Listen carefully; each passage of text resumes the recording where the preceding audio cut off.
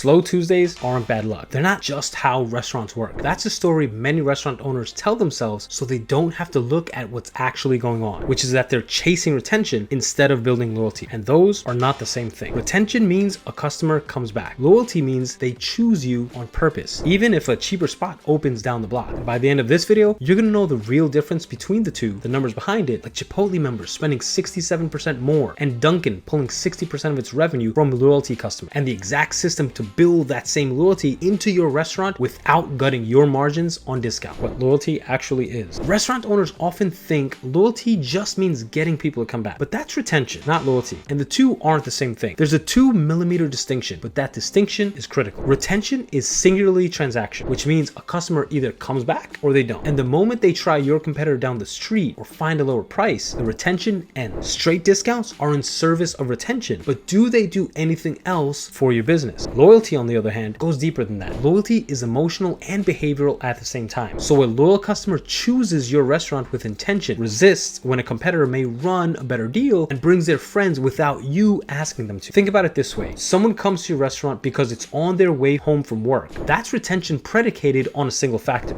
convenience, because they came back for the location, not necessarily for you. Now, think about the person who drives past two other restaurants to get to yours. That's moving towards loyalty, because the first customer leaves the second something closer opens. The second customer doesn't. And here's what emotional loyalty actually looks like in your dining room. You see it when a regular walks in and your servers know their name, know their usual order without asking. There's the family that books your place for every occasion because it feels like theirs. And sometimes you have those customers who post photos of their meal without you ever prompting it. Those behaviors rarely come from a discount. They come from feeling recognized, and recognition is something you build through consistency, not through coupon. Research shows that loyalty falls on a spectrum. At the bottom, you've got inert loyalty, where someone buys from you purely out of convenience. Then habitual loyalty, where it's just routine. Then dedicated loyalty, where they feel an emotional connection to what you're doing. And at the top, fandom, where your brand becomes part of their identity. Most of your restaurant customers are sitting at the convenience or habit level right now. The goal is moving them up. Retention without discounting is the goal, and loyalty is the engine that creates it. You can have decent retention numbers with weak loyalty, and it'll look fine until a competitor opens nearby or a delivery app changes its fee split. You see this happen quite often, and the retention crumbles because there was never any real attachment. The customer never chose you. They were picking your restaurant for convenience or for a discount, and those are the two most fragile reasons a customer can have for coming back. So loyalty matters in theory, but the brands growing right now aren't doing it with theory. They're doing it with numbers, and the gap between them and everyone else is getting wider every quarter. The financial impact: 7 out of every 10 first-time restaurant diners never come back, which means restaurants are